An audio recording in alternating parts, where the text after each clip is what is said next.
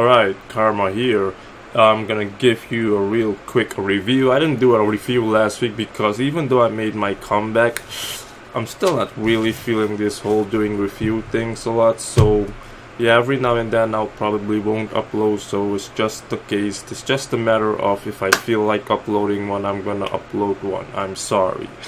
I'm gonna have to find ways to kinda get back in the whole scene and really feeling myself and doing all of this shit. I did manage to get myself a way better processor that renders fast and doesn't, overheat like a motherfucker and then shut down my PC like the previous processor that I have. All I need is a better camera, and I don't know when I plan on buying that camera, so because I still have a lot of shit to buy, but everything comes with time, right?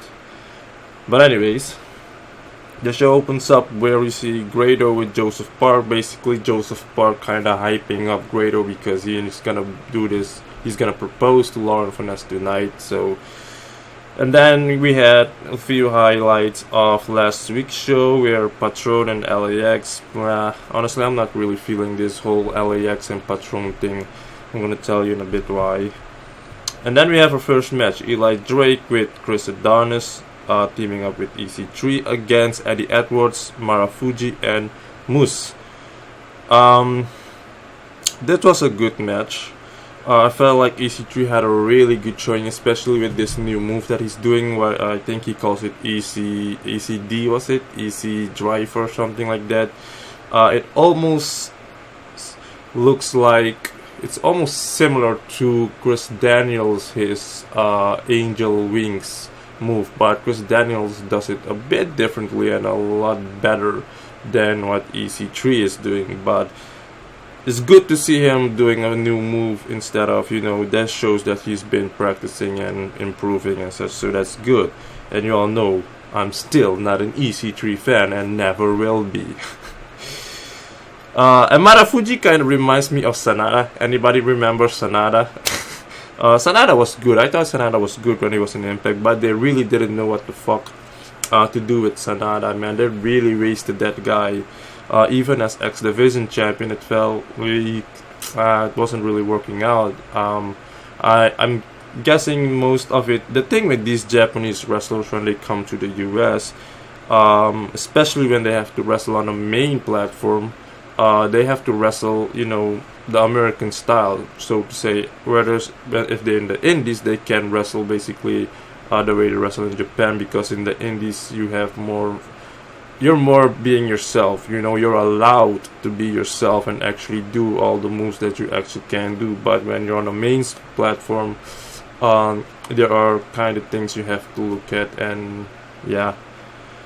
But EC3 got the win due to a kicking Moose to the nuts, so it wasn't a clean win, obviously, but that obviously sets up something. I was gonna say something else. Hold on, Eddie Edwards, Eli Drake.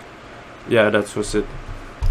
And then we have an interview where we see Taylor Swift finally interviewing this guy that's been squatting on the background. He goes by the name of Richard Justice, something like that. So Taylor Swift asked him what he's doing here, and the guy's like, he's a standby kind of guy, so they might call him anytime they need him. That's why he's doing all these squats, so he needs to be ready. Okay, seems like he has a little bit of a British accent. I'm guessing he's from the UK, I don't know, but pretty sure something is gonna come up with this guy where they really were gonna call him in, have him go to the ring and do a squash match or something like that, because I don't think that's the only role he will have there. Is basically, I don't know, but I don't care at the moment unless they really start to do something with him. And then Lashley goes down to the ring and calls out Bruce Pritchard because he still wants a match for that heavyweight title. So Bruce Pritchard comes out, and right as Bruce Pritchard wanted to talk, Matt Sydal then came out. He got into the ring and started, and Matt Sydal keeps on telling Moose that he's not gonna get ignored. And then Lashley then shoves him away or pushes him away, obviously because he's in the way. And then As Moose wanted to make the attempt to spear him, Matt Sydal counter or kicked him in the with his knee under the head and did a shooting star press, and that's basically how that segment ended. So that was a message, and later on we get to hear something too that involves them. Then we have our second match, our Super X Cup match. Davey Richards versus Ishimori. I expected a lot more from this match, honestly, because Ishimori, I've been watching matches of this guy on YouTube. I found a few, and he's a really good wrestler. This guy is vicious, and basically all Japanese wrestlers kind of wrestle the strong style type, and that is actually kind of what I was expecting, but that wasn't really the case. I was expecting that from Davey Richards as well, since he's like kind of an intense wrestler, you know, with his whole character and such, but it was a good match nonetheless. Ishimori really showed a lot more compared to when he wrestled a few weeks ago. Davey Richards was more busy with the crowd. If anything, it was a bit annoying, to be honest, but Ishimori got the win, and we all know why he got the win. I'm guessing Davey Richards we already knew about Davey Richards wanting to actually become this doctor and stop wrestling, so I'm pretty sure that has to do with it. But during this match, Josh Matthews said something that really didn't make any fucking sense to me.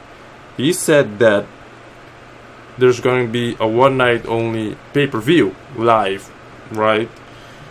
And then he mentioned Mickie James and Bobby Roode being in this one night only pay-per-view, and that's where I scratch my head. Like, how?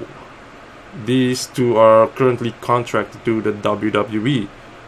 If they were on the indies or something, then okay, but they're contracted to them, so how is it even remotely possible that they are allowed or even gonna be in this pay-per-view?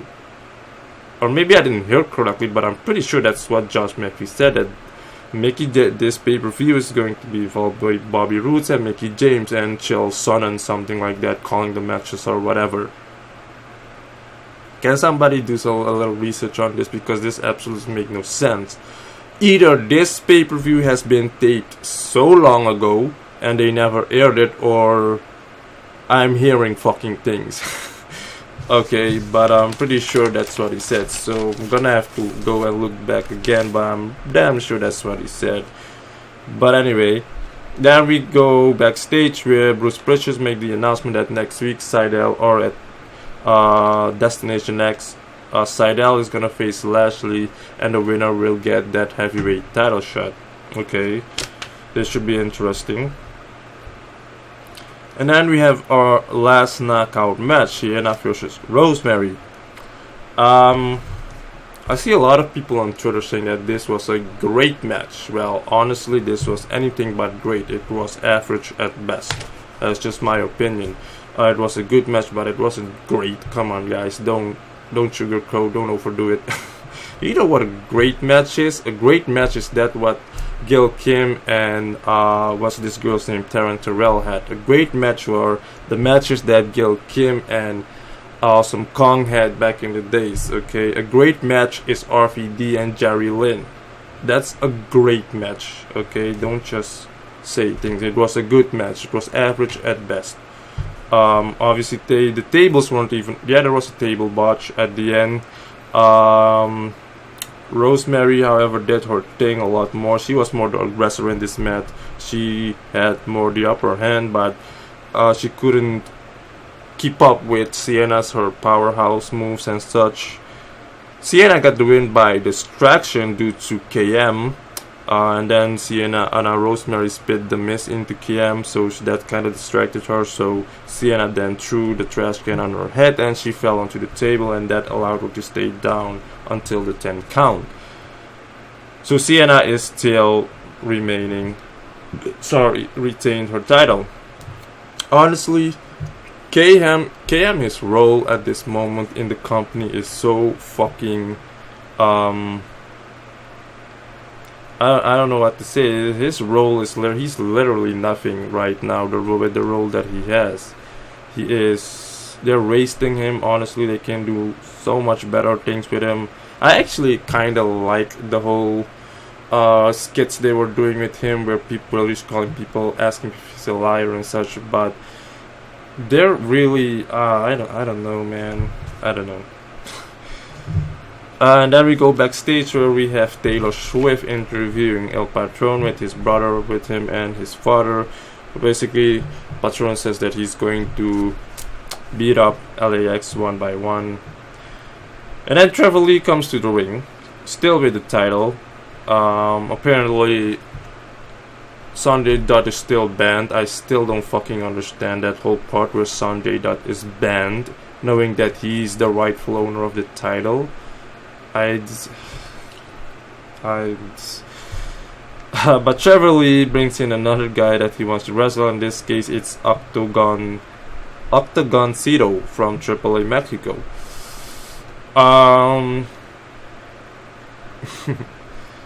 Octagon Cito, I like Octagon Cito. He's really like the midget version of Rey Mysterio. I don't actually like to say midget. I don't like calling people really that type, but he's a short version of Rey Mysterio because he really has the moves, you know. It's just his height that kind of makes people, you know, kind of made him basically get him overlooked a little bit, you know, overshadowed. But he's really good, you know. It's just the height that's killing, but that's not really a factor. Especially in Lucha Underground, we've seen way smaller guys wrestle these big guys. You have this guy Mascarita Sagrada, I forgot his name, but he's also good, and he's like even smaller. You know, the guy got moves. Okay, he really got moves. An okay match. Trevor Lee just walked out, so Octagon Cito won by count out. And then later after that, Sanjay Dutt came running down the ramp trying to attack Trevor Lee, and then you had the security pulling back and such. I really don't get what the fuck they're doing here with this whole Sanjay Dutt being banned. It makes absolutely no fucking sense. I'm sorry. And then we have the Grado segment, the Grado proposal, where Grado was about to propose to Lauren Finesse, with Grado obviously saying all these nice things to her. I love how Lauren Finesse... Okay, but let me just say they need to stop with this character, this whole gimmick by now. It's really playing out right now, even though I love it, but it's taking too long. They really need to stop right now, okay? But I love how Lauren Finesse is really doing her part, really acting this whole gimmick, and she really does it well, especially with her reactions in this segment with when Grado kind of proposed to her and went on his knees and showed her the ring with the reaction. The way she reacted, that was really good acting. That's really good acting. But right when Lauren Finesse was about to say yes, you had Congo Kong coming out. Oh, there was also Ali that was kind of cheering them on, you know, for Ali to say yes and such. But then you had Braxton Sutter coming in and asking her what she's doing. She shouldn't be here, this and that. So that obviously with Braxton and Ali will lead to something. But right before Lauren Finesse wanted to give her an answer, Congo Kong comes out.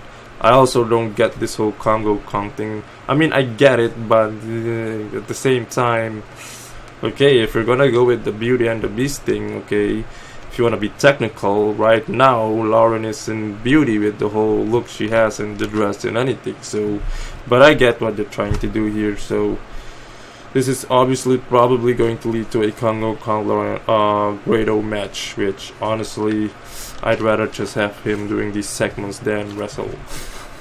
Because he is a good comedy act. He really does it well also. And the story makes sense, you know, with him marrying someone so he can get citizenship or a green card or whatever. To be honest, in the real world you can't even do that anymore. I mean, you go to America with a B1 visa or whatever visa, you get married you disobey the law and you're banned for I don't know how long. So things have really changed. Then we have the main event, LAX versus Patron, a godless match. El Patron eliminated Homicide so quickly, pathetic. Ortiz, Natalante didn't take him long to eliminate him as well. You had Santana, Dan was the one that actually did some wrestling. honestly, this whole booking was a mess. I didn't like this booking at all. I still don't like this whole LAX being mixed up with this Patron being mixed up with this whole LAX thing. It doesn't. I mean, it's really messed up. I don't like it. You know, it's another waste of time. You know, veterans of war coming out to help Patron are basically trying to fight LAX because they're the tag champions. Does make sense, knowing that, you know, those two want to become tag team champions, but Patron being mixed up with this whole LA, I don't like it. It's a waste of time, honestly. Really bad booking. I'm sorry, but it was a no-win contest, because, you know, everything was so messy and such. So. But yeah, I don't know when they plan on having El Patron, his brother, wrestle. But I would like to see him wrestle though. So that is bound to happen, obviously, I guess. But that's about it. This was my review. It's a review. I tell you what I like, what I didn't like, what I agree with, what I don't agree with. Everybody has their own opinions and such, and these are mine. Okay. I didn't really enjoy the show. I mean, I just watched it. I was like, okay, it was good. But as far as me actually enjoying a show, you're gonna have to give me a lot more, because my standards are so extremely high when it comes to pro wrestling, and I think you should have noticed that by now. But that's just me. You know, if you want to entertain me with it a lot more. You know, get me off my seat. If you can't get me off of my seat, just like how they did with Slammiversary, that first match with LAX, and the whole, what was it, Joseph Park and Josh Matthews and thing, then okay. But if if it's difficult for you to get me off of my seat, I'm not really gonna give you a ton of credit. I'm gonna give you credit, but not a lot. But that was about it. Thank you for watching, if you have watched it all the way till the end. And see you next week if I feel like doing one though. Probably gonna do a video with Robert from Robert Does Wrestling, I don't know. So yeah, that's about it. I can't wait for Destination X. Hopefully that will get me off of my seat. I'm pretty sure it will, since it's X Division based, but we'll have to see. But anyways, I'm out.